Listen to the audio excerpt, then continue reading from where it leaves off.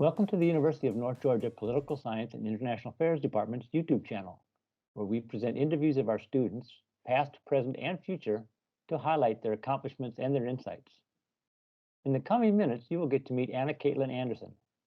Anna Caitlin, or AC as she is known to her friends, is set to receive her Bachelor of Science in Political Science with a pre-law concentration in May 2022. We caught up with her recently via Zoom to chat about her experiences with UNG's Political Science and International Affairs Department. Good morning, AC. Good morning. To start us off, would you please tell us a little bit about yourself? Who is Anna Caitlin? My name is Anna Caitlin, but I also go by AC. I study political science with a concentration in pre-law and a minor in Spanish.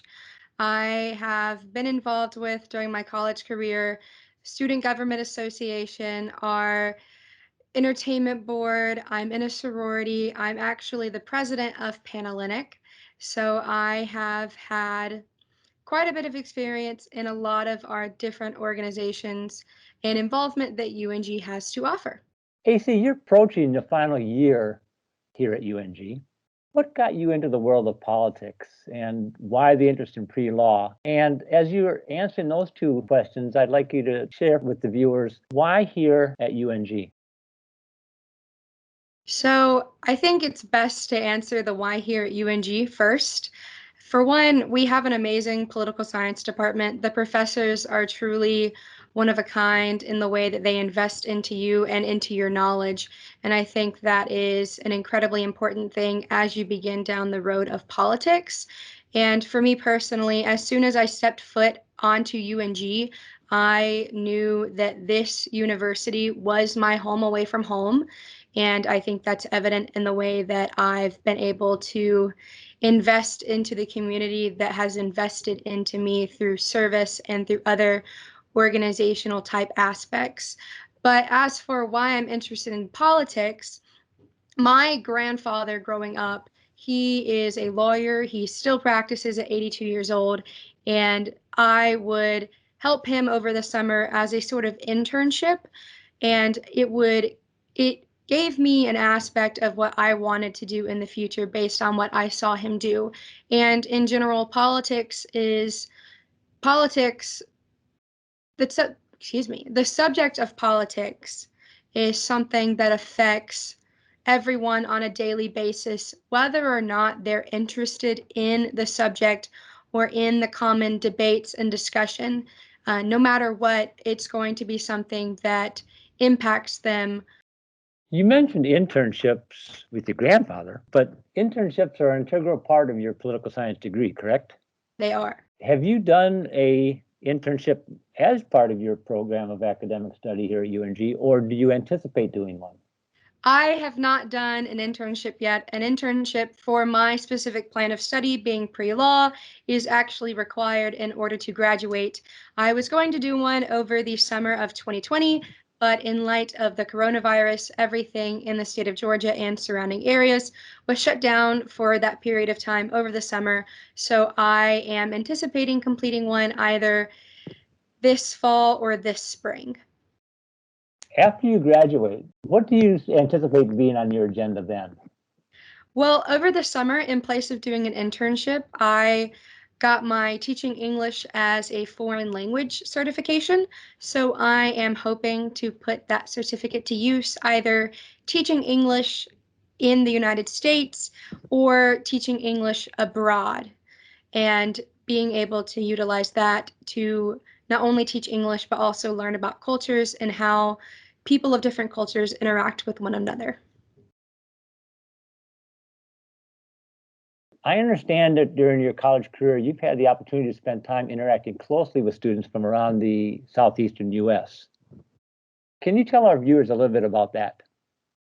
Absolutely. So, one of the other organizations that I am involved in is Model UN. I've actually been the secretary for Model UN for about 3 semesters. Each year we have conferences, and at those we are assigned states. So, one year, my first year doing it, we were Saudi Arabia, and the second year that we did it, we were Italy. And so when we do that, we assume the role of a person in leadership of that member state.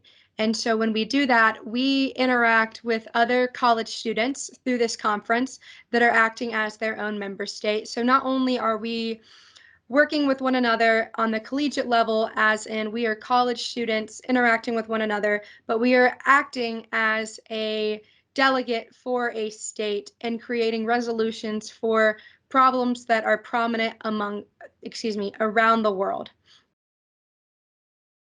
AC, you touched on it a little bit, but could you expand a little bit more on those days, the time with Model UN? What does that mean, or what has it meant for AC, both personally, but also as you look forward to future career professionally? So I think one thing with Model UN that's really helped me professionally, in a sense, is that it's helped with my public speaking and my ability to be confident when presenting in front of other individuals. Another thing with it is it also opens your eyes to policies that are affecting not only other states in the world, but also policies that can affect the United States or even your own individual state, like ours in Georgia. AC, I understand in addition to your academic career and your success there and your work with Model UN, you've just been notified of your selection as one of 20? It was one of 10. One of 10 Mhm. UNG female student leaders. How did that feel? And I suppose the interesting question would be, what do you attribute that recognition to? So when I received the email saying that I was selected as one of the 10, it was completely, I'm trying to figure out how to word this. It was an honor, but it was so much more than that because I was able to, I suppose, show my leadership abilities and show how I have cultivated myself in a way that goes to not only having leadership capabilities, but also to serving others. Because one of my biggest things with leadership is serving those of which you are leading. And so that's something that I strive to do in any leadership position that I'm in. And I think that the community that UNG has fostered in of itself is a community that promotes leadership and promotes that development. Because if you look at UNG's top values, leadership is one of them, especially with the community that we have in the sense of the relationships between faculty, staff, and students is something that really just drives home the desire and the want for growth of leadership that the university has. In closing, AC, what do you have to say to our viewers, maybe in particular prospective UNG students and a subset of that, prospective PSIA students?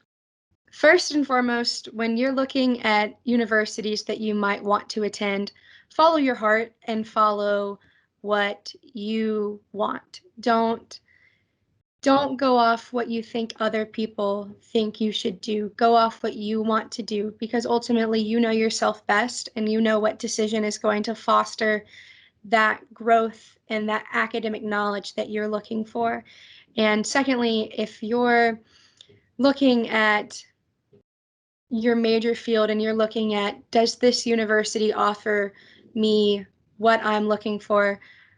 There are so many components that you can look at, but one of the biggest ones that I think really drove home my major and why I want to be a part of this department is the relationships that students have with faculty. Because I think the intimate environment that you're in with only having 20 or less students in a class with your major field, I think that's something that you can't find everywhere else because when you're sitting in class, you're not just another student. They know your name, they know who you are, they know when you're off your game. And I think that's something that's incredibly important as not only a student, but as a person.